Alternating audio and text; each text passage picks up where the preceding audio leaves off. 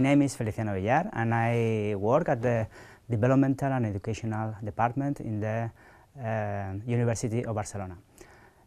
Today I'd like to present a study that is aimed at exploring how people working in long-term institutions for older people interpret and react to overtly sexual behaviors displayed by residents with dementia.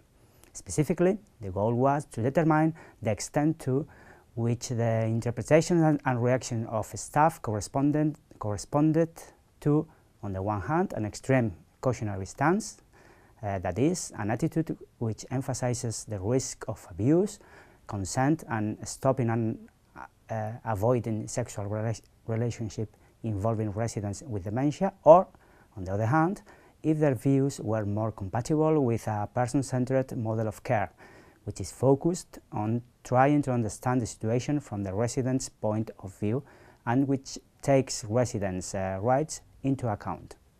To this end, we interviewed 53 staff members of 5 different institutions.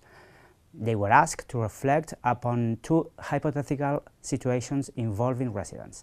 The scenarios were basically the same.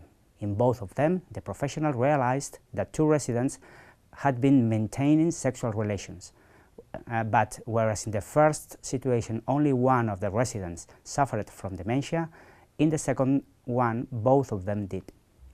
Responses were literally transcribed, and we applied a content analysis trying to identify common themes on the responses.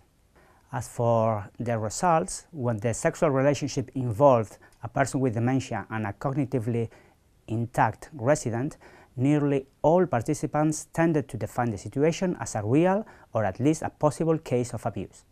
That is, a situation in which one partner, in that case the cognitively intact one, is taking unfair advantage of the person with dementia. So the point of view of the person with dementia, their feelings, their needs, their rights, was only taken into account by a minority of staff members. The reaction towards the situation is basically to protect the person with dementia from abuse. So most participants said that they will try to physically separate the couple or tell the cognitively intact resident that he or she is committing a form of abuse and that the relationship must stop. This extreme cautionary stance appears to be mitigated when the situation under consideration involves 2 people with dementia, although it still was the predominant attitude. In summary, our results suggest that staff interpretations of sexual situations involving persons with dementia are mainly based in an extreme cautionary stance.